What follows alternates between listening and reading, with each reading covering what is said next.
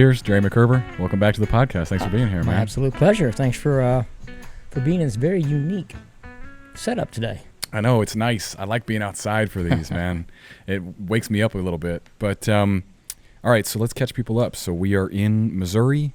I don't know where we are today, I suppose. We've been staying near New London area, Hannibal area of Missouri. And hanging out a bit, doing a little bit of small game hunting up on your property there. And then today we came out and caught some crappie and some bluegill and just had a great time. What a great trip this has been, man. You guys just get to do this all the time. That's amazing. Well, you'd be surprised how much we get to do it. But yeah, we do get to do it. But it's an absolute pleasure to have you all out. I mean, that's the fun part of it. Like I said last week when we were up on the farm, when you're out and you've got opportunities like this, it's awesome. But without people, it's just dirt and trees. And you kind of, it's not the same. Having people out, it's fun. Yeah. So we've been enjoying it. And I mean, Andrea and I came down here. We'd been spending some time up in Indiana for those that have been following along. And we really came down specifically to do this, to come hang with you. Big thing for us was Andrea really wanted to get some experience on just hunting anything before we're out there with the bows looking for whitetail. And I think that was something we learned after my first trip, because the first thing I ever went out to hunt was whitetails with a bow. And it was a super intimidating experience because you have to leverage like 8 different skills all at once. And I didn't have most of those, in my back pocket. I hadn't done that yet. But then after we had done some small game hunting, I felt like I had really learned a lot of those lessons and feel more confident going back out there. And so she's been looking for a time where we could just come out real easy, just hunt some squirrels to get, some of those skill baskets filled up so that by the time you're out there doing something really challenging with the bow, with deer that are far more sensitive than squirrels are to what you're doing, we'd be, she'd have a bit of a leg up on that. I feel like that's been a part of our story in hunting, is almost that like every time we've gone for bigger game, only small game has presented itself, but we've learned that way. You know what I mean? Do you feel like that's a useful pathway? I've been trying to construct it that way, at least for myself. I do. And so like when we were walking the other day and I said, okay, here's a bunch of hickory nuts on the ground. Here's some good spots for you to be sitting. The thing that I get back to is every time you're in the woods and you're traversing the topography and you're learning how to stalk or be quiet or walk. That sounds crazy. Teaching the boys, which if you listeners hear us scream, it's because one of them caught a fish down there. I should have mentioned we've got Jack and Justin, all 3 J's here with us today. They were catching fish with us too. He's got another one. He's got another good one. He's got another one down there. Man, they weren't biting for us, you and me, for 20 minutes down there. Same spot. But, like teaching them, there's a way that you walk through the woods that is very stealthy versus, heavy boots, not picking up your feet. And small game is a great way to hone those skills and just get used to being in the woods. If nothing else, like I told you or was asking you, hey, did you see any deer while you were up there? Being close to them, being so that the first time one doesn't walk out, you're just like, because you're going to anyway with a bow in your hand. The moment you start to draw back, or even with a rifle, heart rate's going to go up. But just being with them, watching the behaviors of the various animals, watching the woods wake up, I've been doing this a long time, and I still learn things about wildlife or wild game or hunting or just being out there every single trip. Yeah. It's endless lessons to learn out there. But I don't think that's for everyone. I don't think everybody needs those lessons if you don't want them. But if you're someone who's looking for that, you can learn a lot out there. And the nice thing about small game is, like, if you're making too much noise when you come in with squirrels, give it 10 minutes and they'll be back. Right. Right. It's not the same as with whitetail, where you make too much noise coming in and they're like, all right, we're going to be 5 acres away from you today, because we heard a twig snap over there. We're just going to hustle 5 miles over and be gone. Right. It's entirely different. You get a lot of chances to make little mistakes, and it's not so big a deal. And besides which, you're out there on a far cheaper license, so you don't have that tension in yourself. That when you do have a shot on them, especially when you're with that 22, I mean, that thing is pinpoint. You're gonna get it if you get a good shot. So a lot of the parts of the equation are are taken out of it, the more complicated pieces compared to bow hunting, whitetail. You know, and the other thing too that I think is missed at times, and I know that both you and Andrew are getting into this, is that, you know, you've taken a couple squirrels. Today you've got, you know, 9, 10, 12 crappie in the cooler. You're going to be eating well, and the way I look at it, if you get a deer, yeah, it's a lot of protein in the freezer.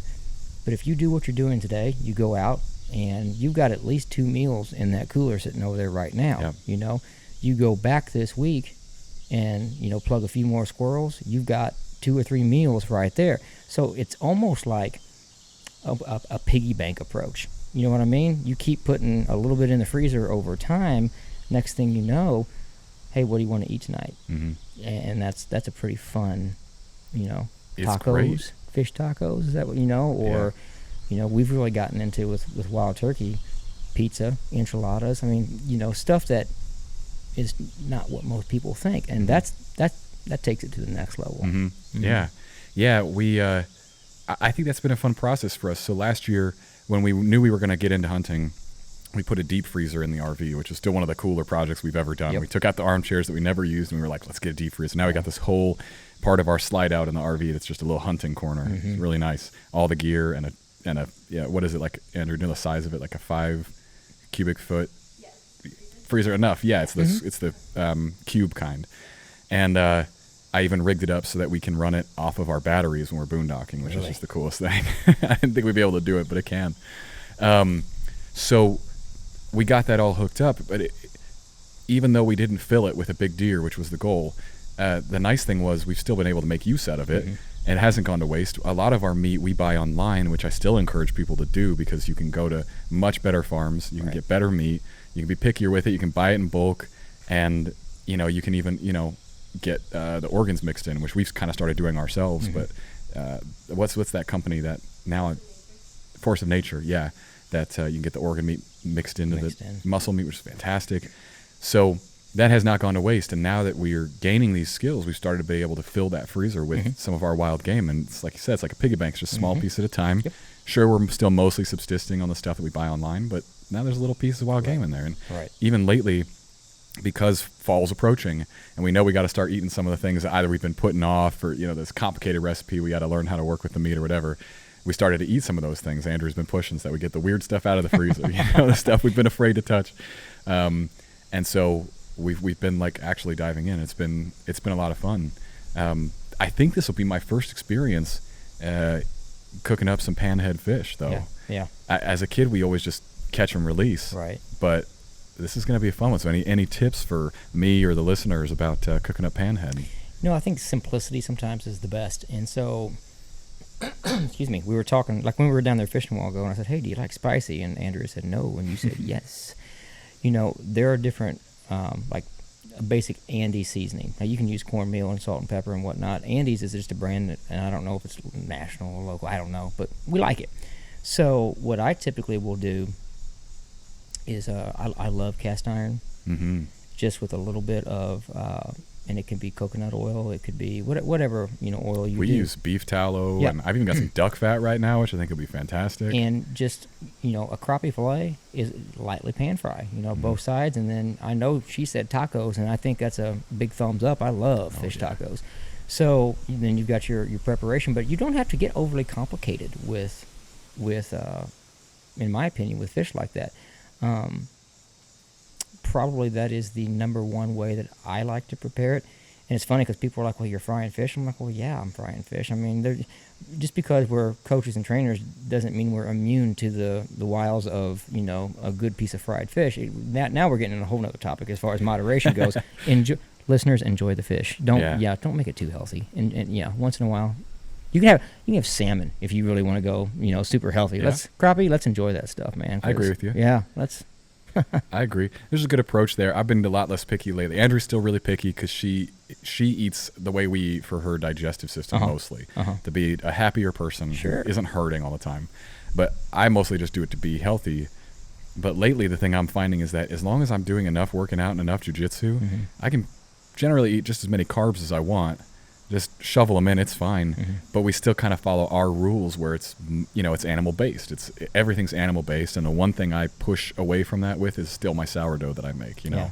That's where I really love sourdough. And so like I'm sure she's going to make tortillas out of, what do you do with like ground up chicken and eggs, right? You make little tortillas out of that. They're great. I've had them, but I'll probably make some some sourdough tortillas to go with these fish, and we'll get a good sauce going. And the real thing for us has just been like mixing animal fat as the base for anything that you're going to do. Animal fat and eggs. People don't realize how much you can do with just that. Man. It's everything. I think back when I was a kid and watching my grandparents cook. A lot of animal fat was used to just about everything. Yeah. Really. Yeah. That's all we use anymore. Mm-hmm. You use olive oil as like moisturizer occasionally. That's about it. She prefers beef tallow. Yeah.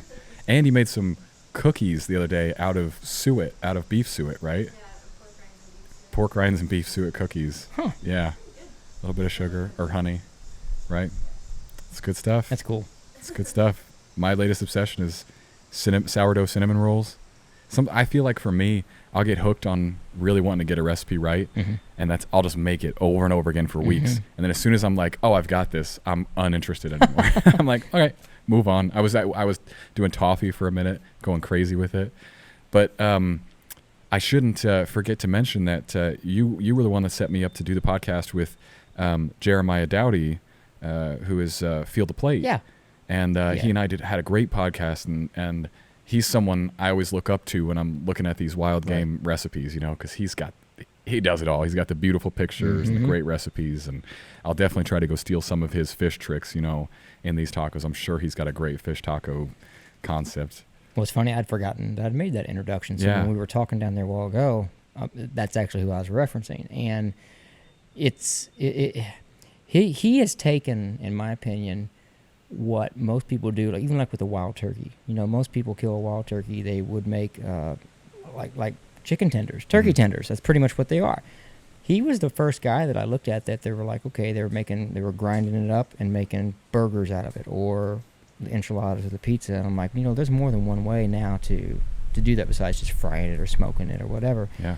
But even like with venison or waterfowl or whatnot, when people tell me it's gamey, it typically means two things to me. One, it wasn't prepared correctly, or two, they're expecting it to taste like a cow. Yeah. Or a piece of chicken, and that's not necessarily. Squirrel has a unique flavor to it all itself, and I think you were saying the other day up on the farm that give or take, but if you know how to make it, it can be delicious. Same thing. I think you had a raccoon. We did. You had a raccoon. So it sounds weird to people who are just used to walking into the store and picking up whatever, but I'll tell you, my big adventure, if you want to call it, and I have to give Jeremiah a little bit of props to this because he's been the one that's been encouraging me to do this for like 10 years, and I'm like, no, I don't do that.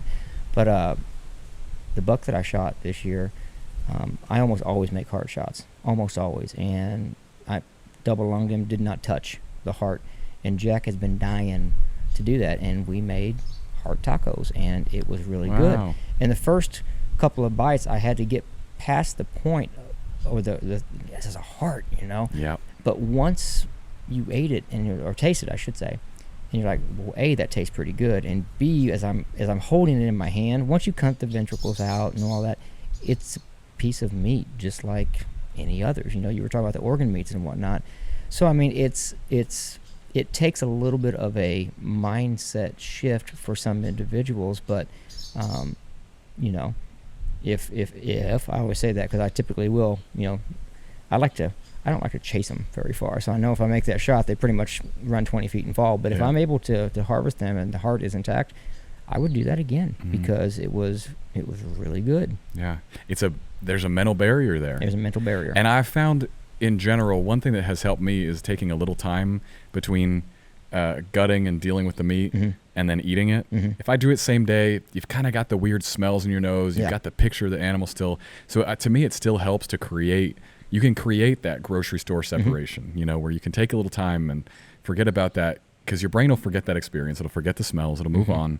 And then when you get that meat out, it is like, oh, okay, this is meat. This is approachable again.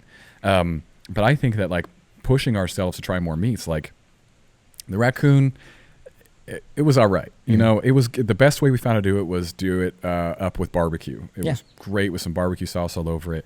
And you soak it in vinegar to get some of the grease out because it's real greasy meat. But that really helped. But I think having that raccoon will make me appreciate squirrel a little more because squirrel's a little tastier than that raccoon. And so now I'll come back to this new batch of squirrels and I'll be like, oh, I can handle this far more. So the more you kind of push yourself and you're like, find out what's your less favorite and what things you really like, it kind of helps steer you in a direction. And you don't have that if you're not trying to find it. Sure. And you learn about how to cook them. I mean, of course, you try things and you're like, that didn't work. Certain pairings make flavors come out that you don't like, so you try other stuff.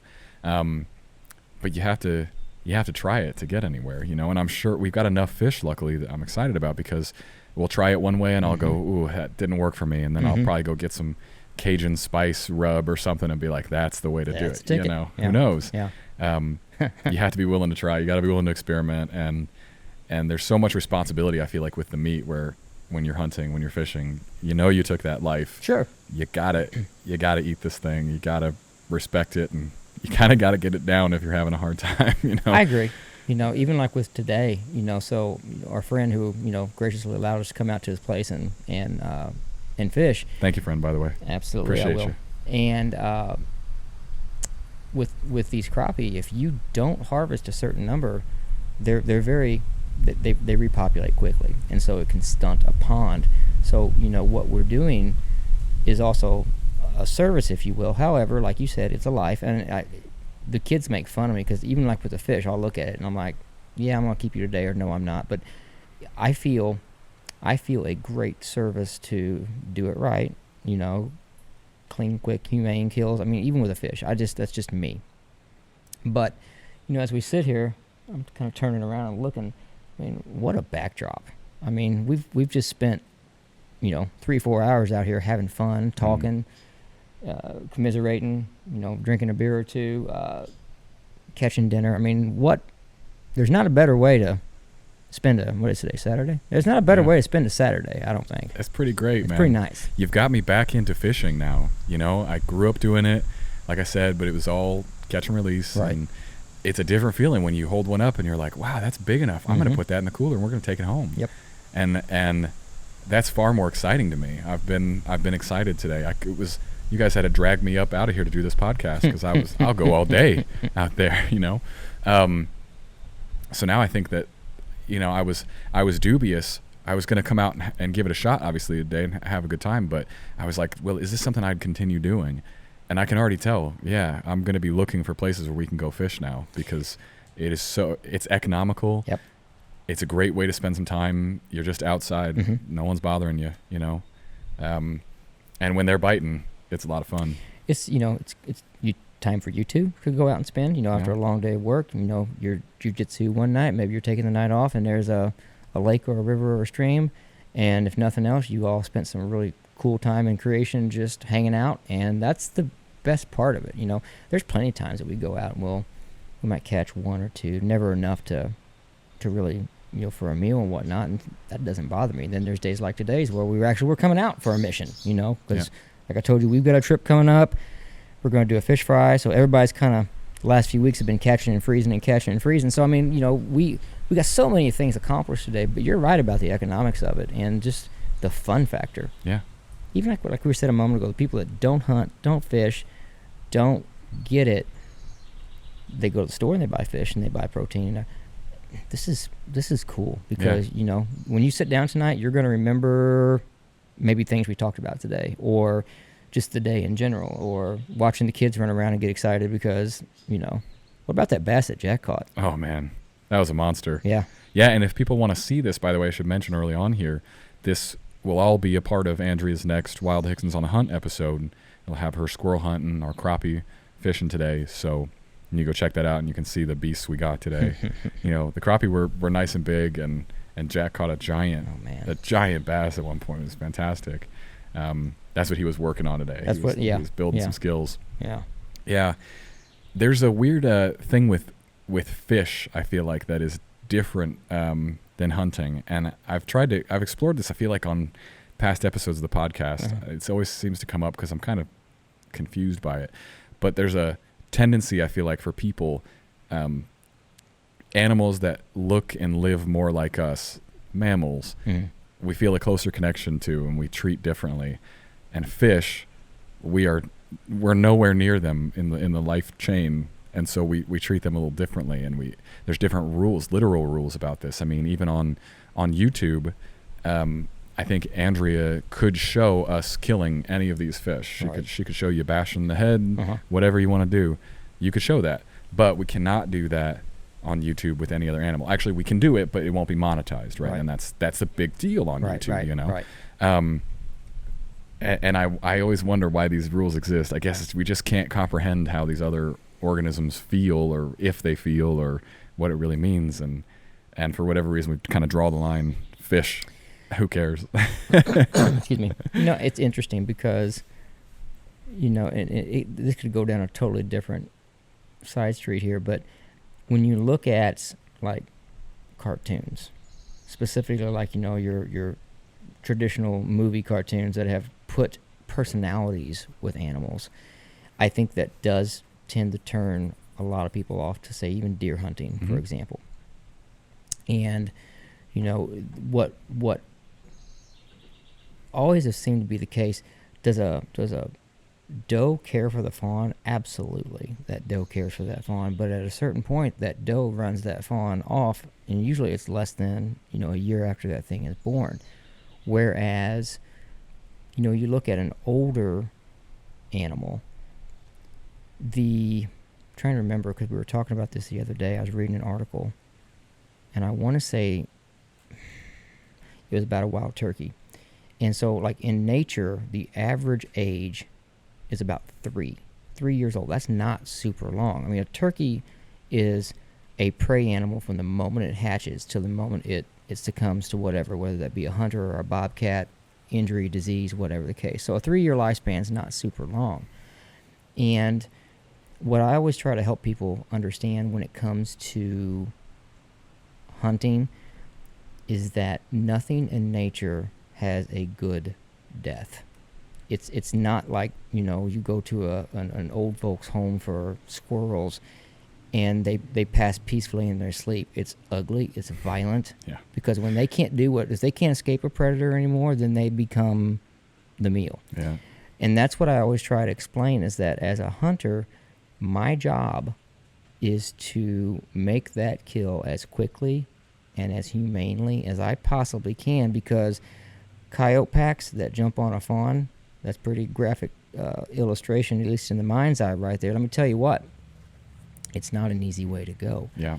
And that's the thing that even to an extent, if most people went to chicken farms or slaughterhouses and really got their eyes open into how that pork chop gets to the grocery store, it might change their outlook on, not that they're not going to eat meat, but if they're anti-hunting, it might change their outlook just a little bit, because, again, my friend Tony Caggiano of World Slam Adventures. I'm going to get him on the podcast. You need to get him on the podcast. Last time we were down in Florida, he was in South America or something, so we'll get him at some point. He said a quote that I tell people all the time when they say, how can you do this? I said, listen, whereas that cow or that chicken lived in a cage its entire life, that whitetail or that turkey has roamed free.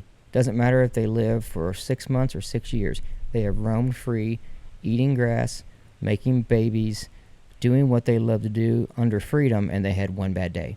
If I do my job right, they had one bad day, and if I do my job really right, the bad day is, what the heck was that? And within seconds, lights are out. That's the truth of it.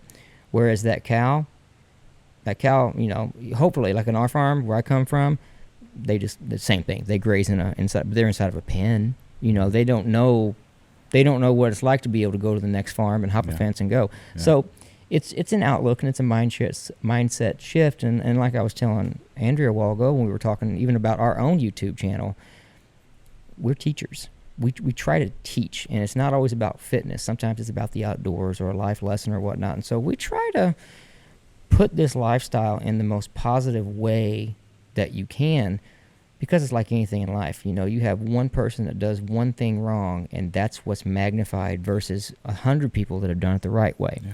So it's a responsibility, Ty, to do this stuff. Yeah, and I mean, with small game, it's interesting too, because really with small game, when you're out there with a 22, they don't even have one bad day. They got about one bad second. Mm-hmm. It is just lights are on and then lights are out. And it was funny. Andrea had there's some clips that I don't think will probably be in the doc because she at one point had shot one, and it was like kind of hanging by its back foot, I think, Mm-hmm. on the tree, and she could see through the scope. She was like, "Oh, his eye is like out of his Mm-hmm. skull." So like he's already dead. He just hasn't let go It's yet. done. He just hadn't let go yet. Right. But that was the first. I think you turned to the camera and you're like, his eye's like out of his head. It was really funny. Well, I was trying to decide if it was a headshot, and I was like, She was trying to decide if it was a headshot. How far of a She's shot like, was oh, it? yeah. Do you remember? Yeah. What do you think? Oh, I don't know. I'm so bad at judging. I mean, it was probably like 30. 30, 40?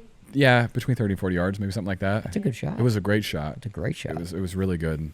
But like, even when I think, I've had this conversation about Disneyfying animals. I mean, that's Jeremiah Dowdy's whole thing too, is Bambi. Yeah. Bambi killed it, Mm-hmm. But it's funny even between mammals and fish, because it's like when you illustrate mammals, like a deer, for instance, it's pretty close representation. They're these very sweet, innocent, calm things. They're graceful. They're beautiful. When you animate them, it totally works. Sure. But when you animate fish, that's very different from how fish really are, because fish are just sort of these dead-eyed river monsters living in the dark, running around Right. grabbing stuff. There was a fish cartoon I loved. What fish cartoon did you love, Andrea? The shiny scale. I forgot what he's called. Oh, but that was a book though, wasn't it? It was a movie too. Oh, okay. All right. She liked the one with the shiny fin, if anybody knows what that is. Shiny scale. Finding Nemo. I thought that was a book. But anyway, Yeah, it was also a movie. I guess, yeah, Finding Nemo, that's cute. But like, most of the fish that we're going after day to day, they're not those bright, pretty ones that you see in an aquarium. They Not are. like that, no. They're little algae monsters, and that's very different. Right. That's not Freddy Fish right there. That's you pull that out of the water and you're like, ugh, what is this alien kind of thing? If we're being honest. So maybe there's some personification that's been lacking for the fish. But last week when you were up on the farm and you were helping us wrap those trees, ultimately those trees will, they're persimmon and oak trees. So in time, that will be feeding the wildlife, all kinds of wildlife. Yeah. And so the other, I guess, not argument, point we could make here is that, if we go up there and we take, let's just say 4 deer off that farm, maybe we get a couple nice bucks and some does. What we're doing, one, is we're handling a population. There's one. We're filling our freezers. There's 2. But the amount of work, and we walked and talked for a long while up there about the things we've done. What we have done on that 40 acres far surpasses the 4 animals that we'll take off of that. Yeah. And it's going to benefit the entire herd. And that's a main principle of conservation. It's not far one way or far the other direction. It's not anti-hunting, but it's not take every animal that you see off there. It's a conservation, middle of the ground approach. Yeah. And I know that, right now we've got 3 or 4 really good younger deer on camera. Truth be told, the boys get the pass on those. They, we'll let them shoot younger deer. But for me, I am looking for mature deer, which again, if you run into the concept of, well, you're a trophy hunter, I'm like, well, let's have this conversation then. So if we shoot a 5-year-old buck, okay, it's going to be a trophy deer. I probably will put him on the wall. But he has now passed his genes on for 5 years. He's mature. He has lived an exceptional life. That's what you want. You're to go out and just start. That's not the point of the matter. You're not raising deer like you do cattle, but you are giving them the best opportunity for that animal to thrive. We do a lot of work with the MDC, Department of Conservation, and even like the U.S. Fish and Game. I mean, they're more worried. I shouldn't say they're more worried, but they love to talk whitetail and turkeys and small game. But we got into a conversation about bats, or specific types of birds based upon the types of trees or when you might harvest or cut out trees that you might, certain times of the year based on that. I mean, it's a complicated equation, but it's awesome. And like I said, for the people that never are exposed to that, I try to the best that I can. There's some that are never going to go out in the woods and sit. They're just not going to. I hate ticks. I hate chiggers. I hate mosquitoes. Okay, fine, whatever. But, for folks like you who are trying to learn and make this part of what you do, I'll spend all day teaching and talking about stuff like that, because it's passing down, what my grandfather taught me. My dad was a dairy farmer, so he wasn't into hunting. So Grandpa taught me. I've been teaching Jack and Justin. I try to connect with people like you who are asking the questions, and I want to learn. And that's really how you perpetuate this lifestyle or this tradition and whatnot. And it's not about the killing. Killing is a teensy part of what we do. But the food, the camaraderie, the relationships, the sunrises, for those poor individuals that, have never seen a sunrise in a deer stand, they're missing out. Yeah, it's something else. It is. It's not even, for me, sunrises are great, but I also just love looking at the stars when you get out there. When you're sitting up there and you're kind of taking a little nap until it gets light enough to do something, and you just got those stars above you, And what was really cool for us when we were in Wisconsin, I remember that the Orion constellation was there every night, and I'm just staring at that thing. I'm staring at a bow hunter in the sky. It was really kind of magical to see that all the time. But it does change in it, and I think if I can reach people who are nervous to get started as adults, I'd feel good about that, because we started all this, and it was all consuming for a little while because it has to be. But now it's settling into a really good place where we know what we want to do and when we're going to do it. It doesn't have to be my whole life, right? But I can have a passion for this, and you go out and do it, and you start to learn what different wins really are. So like when we were out squirrel hunting the other day, a real win as a hunter, if you can get that reticle on a squirrel, you won. The game can stop right there if you want, because it's incredibly challenging to do, and I felt that I didn't have that before, because last year I had a lot of pressure to get that whitetail. First time out, people were watching on the documentary. There was pressure on it, I'd like to think that this year I will feel far more relaxed about that. There's still some pressure because I haven't been able to do it all the way through just yet. So there will be some pressure, but it's going to be a heck of a lot better. Because now I've established, this is something I do. Yeah. If it takes me a few years to get to the place where I can do it, so be it. That's fine. Because when I do it, I want it to be right, you know. But yeah, there's just nothing like this. This is just, it's so real and it's so fun. And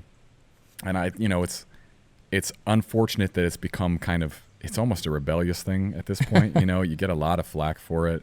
But people should just go out and try. And if what you can do is try to get into fishing where you catch and keep a little bit, that's fantastic. It's such a good time. And it's available. That's far more available than hunting, and people generally won't yell at you for fishing, where we've had people yell at us for hunting, and it's a little different. So it's a good experience. But the other thing I was going to mention, because I'm sure it'll be in that episode that Andrew will put together, is we got to break in our new shotgun with you on the property, and that was a lot of fun, man. Just chucking clays, taking shots.